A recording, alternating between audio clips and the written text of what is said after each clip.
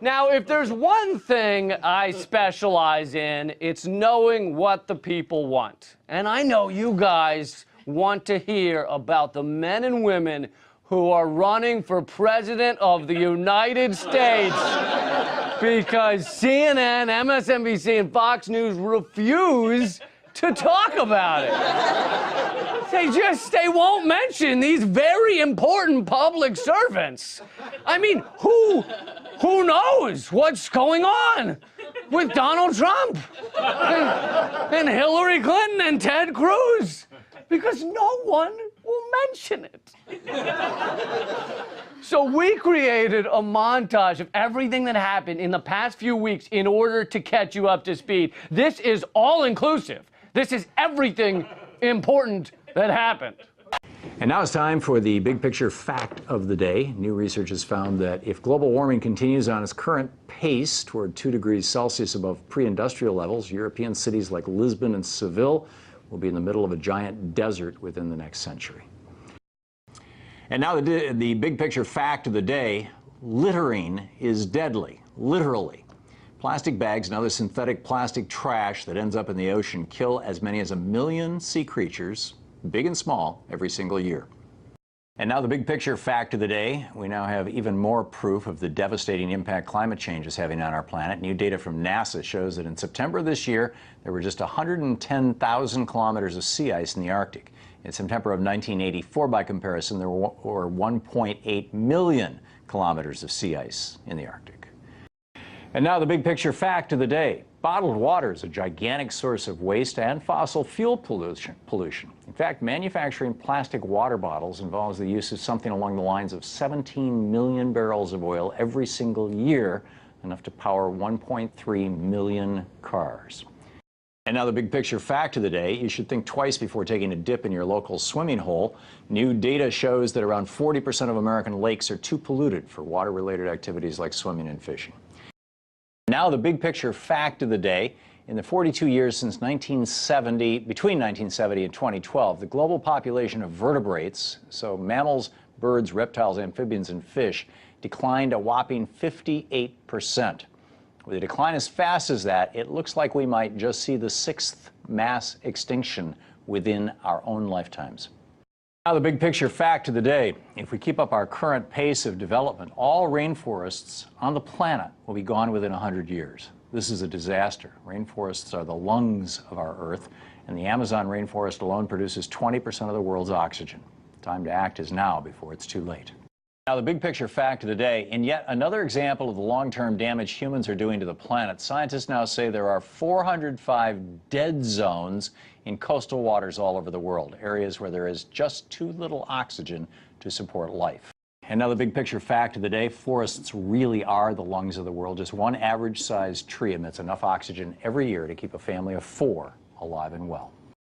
And now the big picture fact of the day: factory farming is an ecological disaster. Waste from chicken, cattle, and pigs has polluted as many as 1,000 rivers across 22 states, as well as groundwater in 17 states. And now for the big picture fact of the day: it's official. This past November was the hottest November on record, completing the hottest fall on record, and putting us on the path to having at least the 2nd hottest year on record. Look, neither of these candidates understands or cares how drastic things have become. The carbon in the air just topped 400 parts per million. This past September was the hottest September ever recorded. August was the hottest August ever recorded. July was really interesting because it was the hottest July ever recorded. June, oddly enough, was the hottest June ever recorded. And did you know May was the hottest May ever recorded? You won't believe this, but April was the hottest April ever recorded. March threw a curveball by being the hottest March ever recorded. Luckily, February was the hottest February ever recorded. January shocked the scientific community by being the hottest January ever recorded. But December turned out to be the hottest December ever recorded. November was the you get the idea. You get the idea. I have an amazing story here from Reuters. It's about air pollution, and it has some absolutely stunning facts in it. So they explain almost 1 in 7 children live in areas with high levels of outdoor air pollution, mostly in South Asia, and their growing bodies are most vulnerable to damage, the UN Children's Agency, UNICEF, said on Monday. UNICEF called on almost 200 governments to restrict use of fossil fuels to give twin benefits of improved health and slower climate change. About 300 million children live in areas where outdoor pollution was highest, defined by UNICEF as at least 6 times international guidelines set by the World Health Organization. Air pollution was a major contributing factor in the deaths of around 600,000 children under 5 years old every year, causing illnesses such as pneumonia. I hate the winter. I hate the snow. I hate that no one can see my middle finger through these mittens. I wish I could just move to sunny California.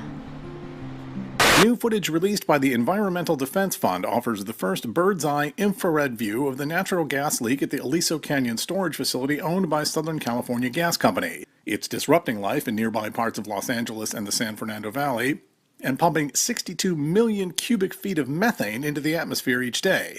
What the f***? So while the mainstream media has been showing us non-stop coverage of people shoveling snow, fascinating, really.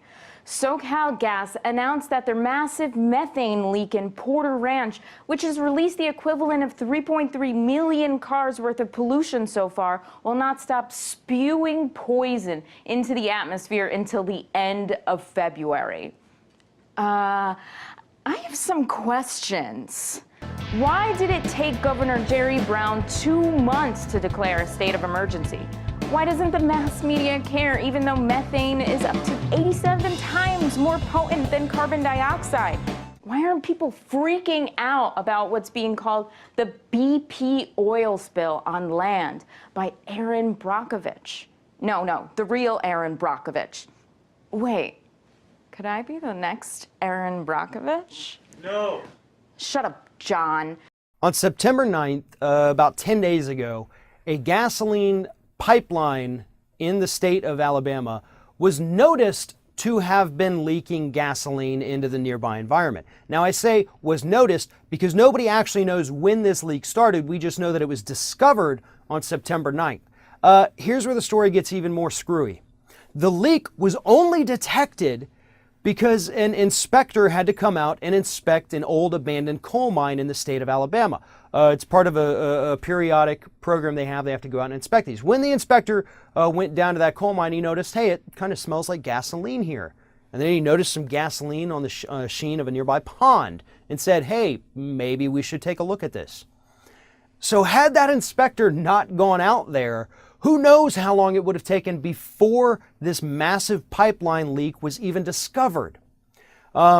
It's estimated that there were 336,000 gallons of gasoline leaked from this pipeline that stretches from Houston, runs through Alabama towards the East Coast to deliver gasoline. Now, this is a 3-foot wide pipe.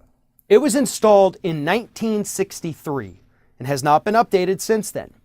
So this is a 53-year-old pipeline that was installed before integration. And we're relying on that thing to send gasoline from Texas to the East Coast? I have a crazy story here coming out of New Delhi. Huffington Post reports the government in India's capital has shut down 1,800 schools for the first time ever, forcing 1 million students to stay at home to avoid breathing in the deadly smog that continues to shroud the city. This comes a week after firecracker residue from the Diwali festivities pushed the city's air quality index into the red zone. Wow, so they go on to explain here that the pollution is 8 times higher than the safe limit. I mean, this is like, we've seen this in China before, where your visibility is limited to just a few feet because the air is so densely polluted that, it's fucking killing people just to breathe in. We've done stories from China where children have lung cancer. Children! One recent report from the International Union for Conservation of Nature shows that the oceans have absorbed much of the energy that's been added to the Earth's atmosphere, perhaps as much as 90%, as a result of burning fossil fuels into the atmosphere. Another recent study published in Global Biogeochemical Cycles shows how how all of the CO2, or much of the CO2 we've dumped into the atmosphere, is causing the oceans to acidify, which is having profound negative impacts on deep-sea shelf-forming organisms like sea urchins and snails. And another study from Stanford University showed that larger marine animals are going extinct faster than smaller animals, marking, quote, a pattern that is unprecedented in the history of life on Earth and one that is likely driven by human fishing. So you've probably heard people talk about how much fresh water is used for hydrofracking. 100 billion gallons of fresh water a year, at a time when Flint, Michigan doesn't have any, and in California, it's gotten so bad the wealthy don't even have enough water to spray the homeless people off their front stoops.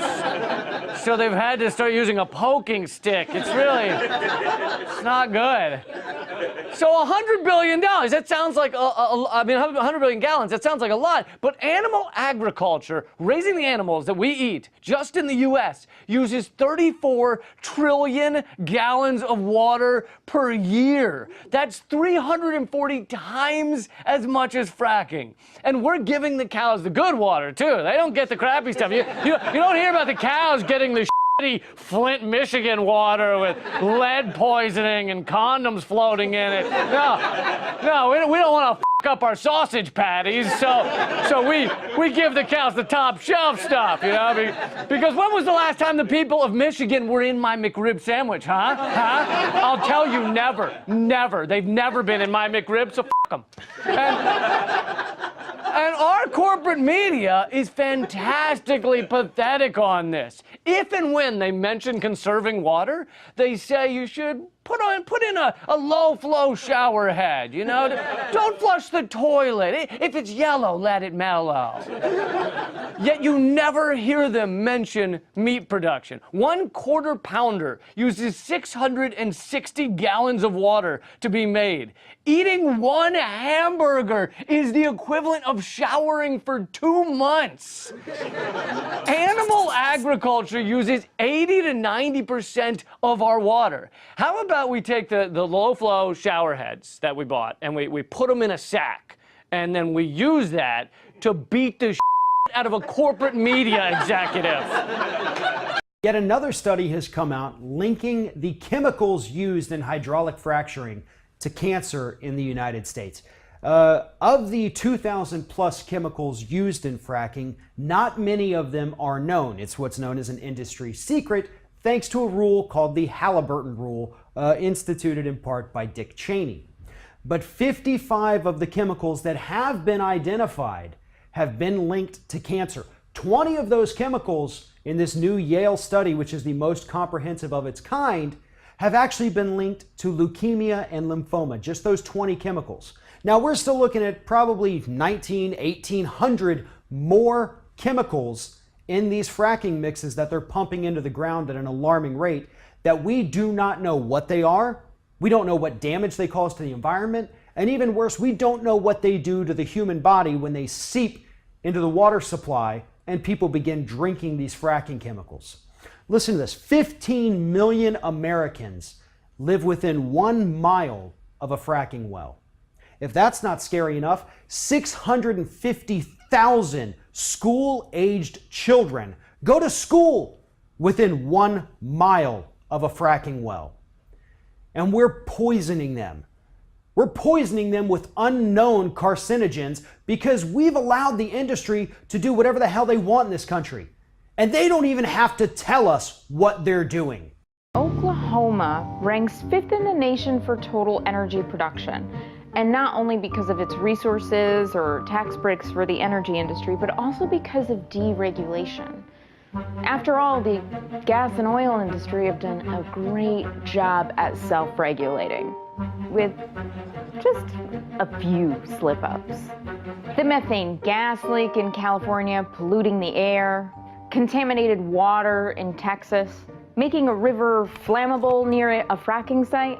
And then this week, Oklahoma experienced its second magnitude 5.6 earthquake in 5 years, which scientists link to oil and natural gas production in the state.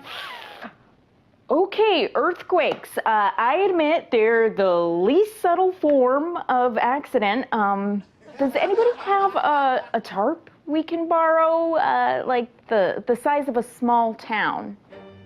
Scientists and people who can read graphs agree that fracking has led to a 5,000% increase in earthquakes in Oklahoma the past decade. And sure, some might say that it's not fracking or drilling that's causing this, and they're right, but only a little bit right. So just put away your I'm correct boners for now. They're triggered by the disposal of millions of tons of wastewater that is pumped to the surface and then injected back into the ground. So what does the energy industry have to say about that? We need to understand the science better. There's a lot more science that we need to get to. We need to get to the bottom of what's going on. They need more science?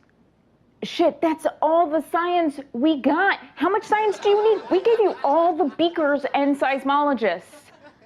The House Science Committee decided to tweet some unscientific horse shit.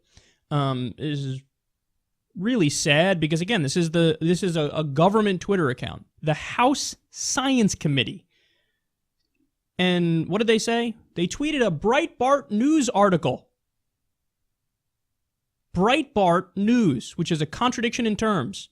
It says, global temperatures plunge, icy silence from climate alarmists. So what happened? Well, actual scientists responded. One of them said, this is fake news, bad science, and basically crap from the House Science Committee. And another one said, a classic example of false news. And I cannot tell you how depressing this is. By the way, I think it's Lamar, what is his name, Lamar Alexander or Lamar Smith? I forget. Whatever. There's a guy named Lamar who's the head of the Science Committee. He's a Republican. Climate denier. It's just so casual. The majority of House Republicans deny science. They just deny science. Yeah. Whatever. It's not like we're in the most important scientific body in the entire goddamn country. So last week, Breitbart.com published an article claiming that global warming was nothing but a scare and global temperatures were actually falling. Problem is, they used a completely unrelated video about La Nina with my face in it to attempt to back their point. Now, what's worse is that the U.S. Committee on Space, Science and Technology actually tweeted it out. Here's the thing. Science doesn't care about your opinion. Cherry picking and twisting the facts will not change the future, nor the fact, note fact, not opinion, that the Earth is warming. So let's break it down. Their first claim is that global land temperatures have plummeted by 1 degree Celsius since the middle of this year, the biggest and steepest fall on record. Now, that was based on one satellite estimate of global land temperatures, not a consensus. And second of all, land temperatures aren't an appropriate measure. The Earth is 70% water, and water is where we store most of our heat energy. So when you look at sea surface temperatures and you combine that with land temperatures, you actually get a record high for November of 2016. Their second claim, it can be argued that without El Nino, 2014 to 2016 would not have been record warm years.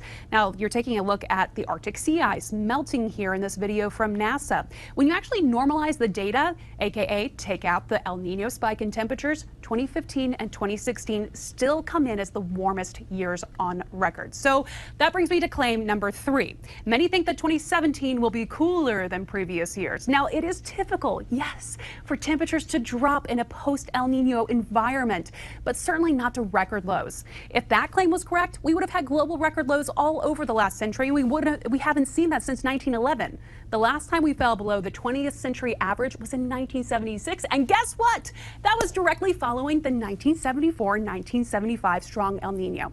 So next time you're thinking about publishing a cherry-picked article, try consulting a scientist first. And to all my fellow scientists out there, let's make the facts louder than the opinions. For tonight's Green Report, we go to Northern California, where butterflies have been mysteriously disappearing for decades. According to new research published in Biology Letters, there's even more proof that the butterflies aren't just disappearing because of land use and the climate changing.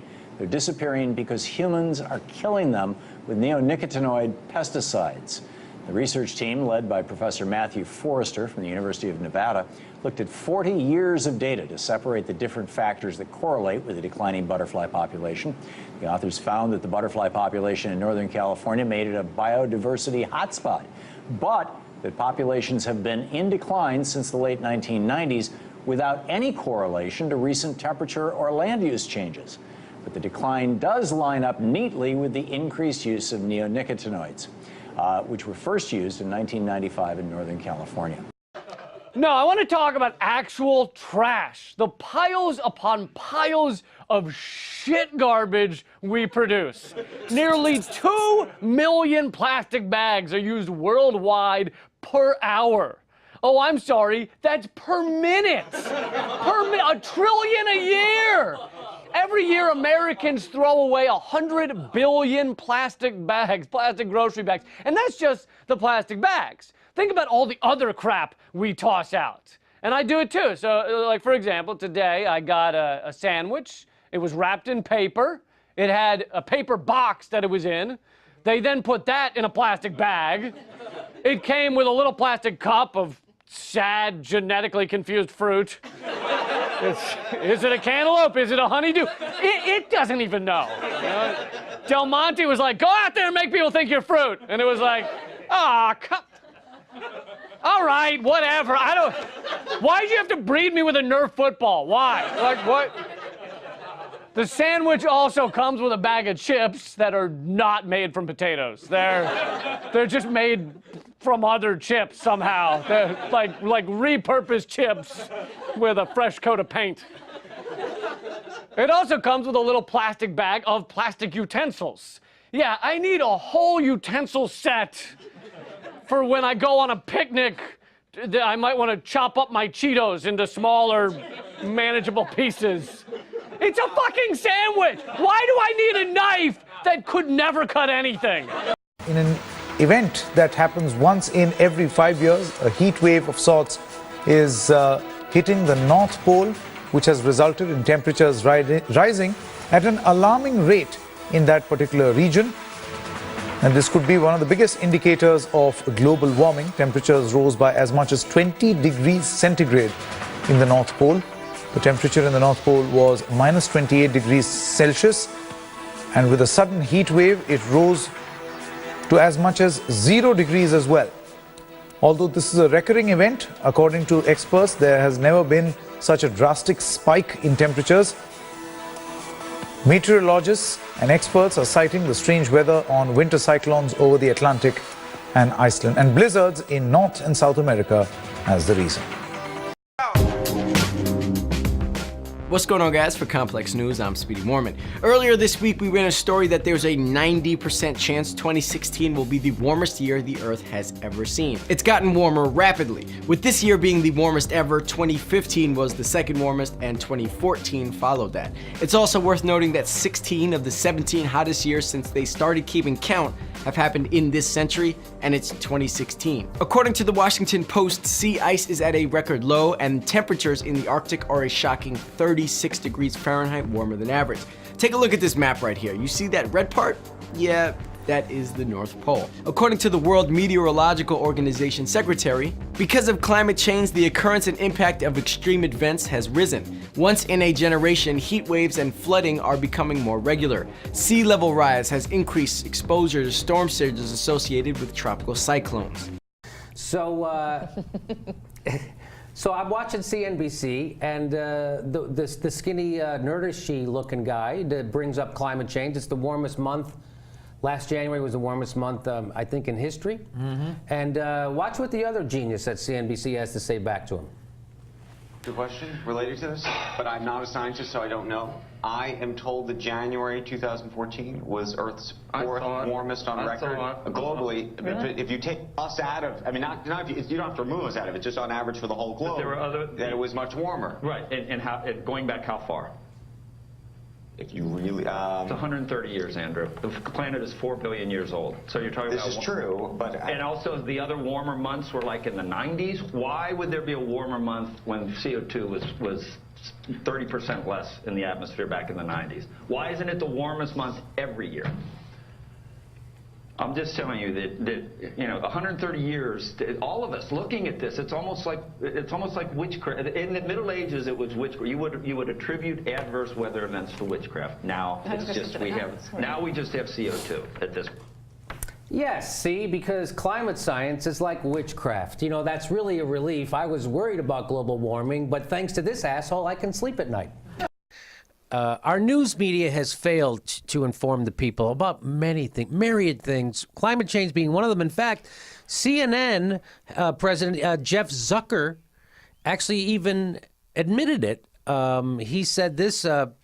This was 2 years ago. He said, "We haven't figured out how to engage the audience in that story in a meaningful way." That meaning climate change. We haven't figured out how to engage the audience in that story in a meaningful way. When we do those stories, he said, do. When we do those stories, there does tend to be a tremendous amount of lack of interest on the audience's part, which is just a weird way to say it anyway. If there's a tremendous amount of lack of interest, it's like there's a tremendous amount of nothing there. Look at all the nothing. There's buckets and buckets of nothing. So Media Matters did a little study. They came out with a study that said that CNN actually runs way more commercials for fossil fuel industries than they do spend time covering climate change. Isn't that interesting? So they're giving you commercials for oil companies and fracking and not giving you any coverage on the effects of those things. Doesn't kind of sounds like the opposite of a news organization, doesn't it? Kind of sounds like a PR firm for oil companies. That's what it sounds like. That's what CNN pretty much is. Jeff Zucker kind of admitted it. And we should note this year has been one of the worst years for global warming. Well, global temperatures have gone up more than people projected, and a lot of scientists are saying that they think that global warming is going to hit us even harder than we thought it would have. Yes. Media literacy is part of the solution here. As a society, we need to help each other distinguish between reliable and bogus stories.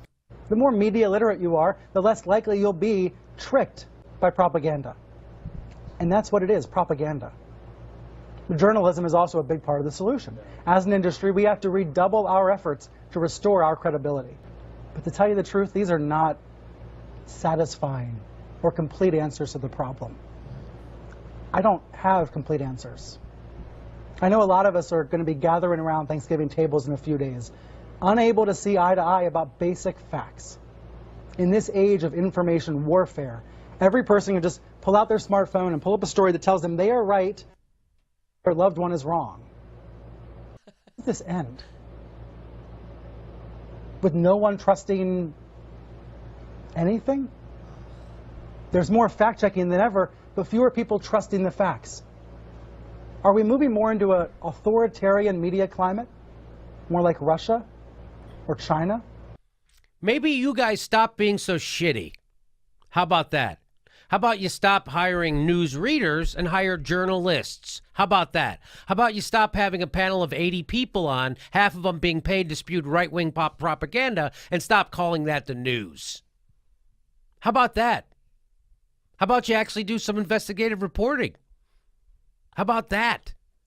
And all the tributes that we report, they're all on Twitter as well. We don't bother sort of calling someone for a comment anymore. Just look at Twitter. That's it. That's your life, reduced to 140 characters. The importance of your death is measured in the amount of retweets it gets. Same with the news. If it's trending, it's news. The president-elect, he doesn't do press conferences anymore. He doesn't need to. He announces his diary and vents his spleen and changes diplomatic relations with China on Twitter. And then all we do is report it. That's all we do. Most of the time these days in the mainstream media, all we do is report what Twitter just said.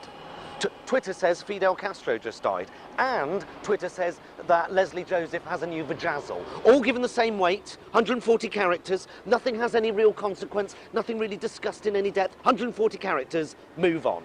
What's next? News, news, news. The news is there, it's there to be consumed, not really sort of absorbed or discussed. We are water, we are life for our Wakayans and our children! We are standing for them! Don't you remember everything, please? They forget. They forget. We don't forget, we remember. Yes! You all are in my heart. I'm so proud of you. There's been a real media blackout here for so long, and now that there is media here, I've seen personally stories that are not factual, that are completely kind of like fed from police, and just not. I've seen it in the mainstream media and I've seen it in the local media here, and I know you've been frustrated. Can you kind of talk about the twisted narrative that's kind of come out here? Yeah, definitely. I've been here since August 12th with my family, and on the first action on August 15th, 5 of us women hopped the fence, and we were able to not get arrested. The next day, a woman who is actually here today with a camera from KX News interviewed me and followed me around with her cameraman and asked me what happened. I reported it to her, let her know. I never saw it. It was the truth, though. It was everything that happened. Instead, they went for the larger things that were more disruptive, like the horses barging in and being unlawful protesters. And, you know, we weren't being unlawful protesters. If anybody's being unlawful, it's the government. They are on treaty land. Not only that, they're on land. We are the land. You don't want it? You only got a couple left. Nearly everyone in the crowd is coughing, spitting up due to the heavy amounts of tear gas they're firing into the crowd.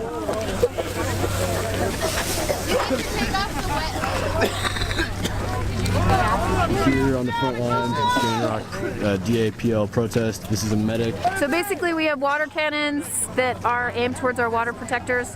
So we're having severe cases of hypothermia.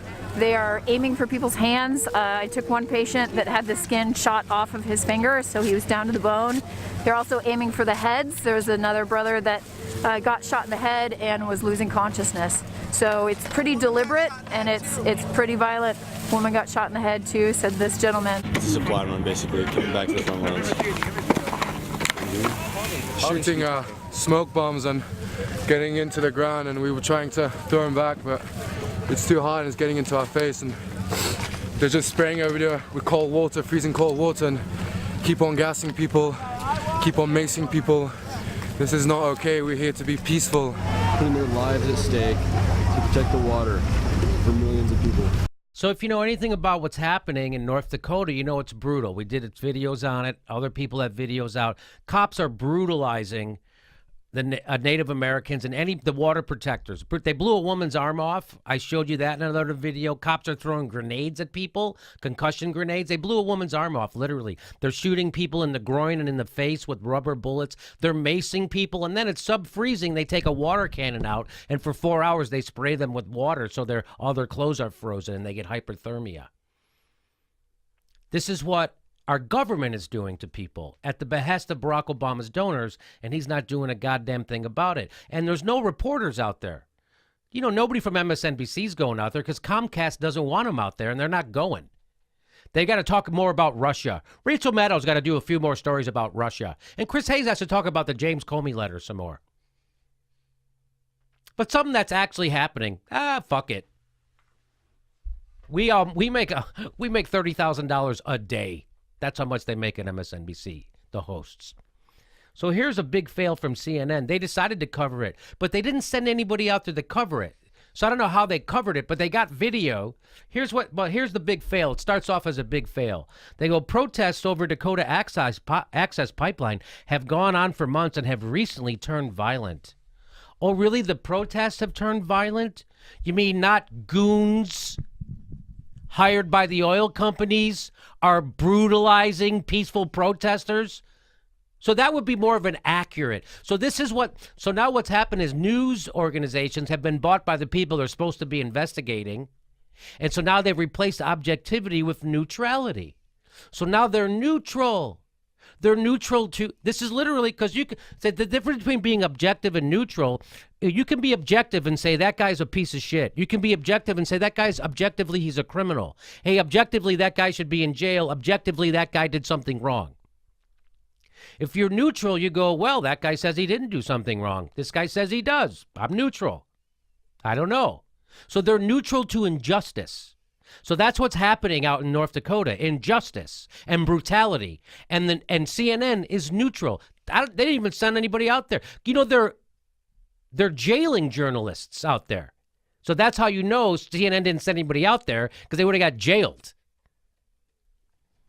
So let's listen to their bullshit. Here's their bullshit report that they put together. This is amazing.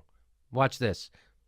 On the freezing plains of North Dakota, a bitter battle that shows little sign of abating. It's nothing more than ecological racism. One side calls it essential infrastructure. Here it comes. One side says it's essential. The other side says it's not. Where is this, by the way, where's the reporter? Is this just an announcer? They have a voiceover actress doing this at a studio in New York City? Where is this reporter? And why does she have a British accent talking about North Dakota and Native Americans? The other calls it a danger to health and entire communities. One side says it's good. The other side says it could kill them. What's the real answer? I guess we'll never know. And now the big picture fact of the day. For many Native Americans, Thanksgiving is a time to remember broken promises. Since the founding of this country, the U.S. government has made and broken over 500 treaties with various Indian tribes all across our nation. Hey, did you hear people are getting fed up with fake news? Me too. That's why I started this show. But when they say fake news, Dave, here's my question. Do they mean fake news like this kind of fake news? Or do they mean like this kind of fake news? So the problem is the regular news is bullshit, and we know it. And that's why people get their news from YouTube, because it's bullshit. When they turn on MSNBC and they see the hosts on there sandbag a real progressive, they treat him like he's some kind of a communist crazy, and they embrace a corporatist warmonger who's going to lose to a clown because they stand up for no one. So that's why people come to YouTube for their news, because they know the news is bullshit, corrupt, and they're all part of the same group. They all go to the same parties. Well, those WikiLeaks emails reveal they all go to the same parties, and they don't tell you that they're going to the fucking parties like a real journalist would do, right? He'd keep his meetings with the most powerful people in the world a secret. We are heading for mass extinction. There you go. That's it. End it there. As humans destroy our own habitat. That is the no-holds-barred message from climate change expert Guy McPherson from the University of Arizona. Some label him an eco-terrorist. Others say he's an anarchist. But could he just be a realist? Guy's in New Zealand on a speaking tour and joins me now. Guy, great to see you again. Likewise, Paul. Last time I spoke to you, 2014, and you sort of, snatched any hope of a future from me and my family. It was doom and gloom. Has anything changed since then in your account of things? Oh yes, the situation is far worse than it was then. Okay. So essentially, to paraphrase, we're just all wasting our time even talking about climate change and global warming and sea rising. Well, I'd appreciate the opportunity for people to know what's going on in the world. That's why I do what I do. And so I don't think we need to not talk about it. I think we need to let people know that what is underway is But it's futile. Well, action is futile except with respect to our personal selves and how we feel about ourselves. Yes, action is the antidote to despair, said Edward Abbey, the desert anarchist. Are you an anarchist? I am, and I know what that means. It's not chaos. Anarchism is not a romantic notion, but an idea, a way of living that has been proven successful for 3 million years of the human experience. If you're right, then you are also surely wrong. I mean, you say that it's important that we talk about it so that we know what's going on, but I don't think that's why we talk about it. If you're right, the reason we talk about it is in an attempt essentially to fool ourselves into thinking that we can actually stave it off.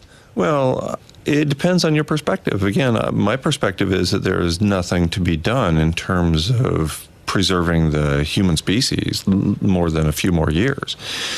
Other people think that actions will increase their own longevity, which might be true depending upon what they do and where they move to. But I think in terms of the human race, we're done. It's locked in. It's been locked in for a long time. We're in the midst of the sixth mass extinction. Okay, we'll talk about your time frame in a moment, because I guess that you've already indicated that's something that does change because things have got worse rapidly, more rapidly than perhaps you originally thought. You almost imply in some of your writing that we have the arrogance to believe that the future of the planet and the future of humankind is the same thing. In reality, you hold quite a positive outlook for the future of the planet, just not with us on it. Absolutely, yes. I mean, we've had humans on the planet, our species, for about 200,000 years.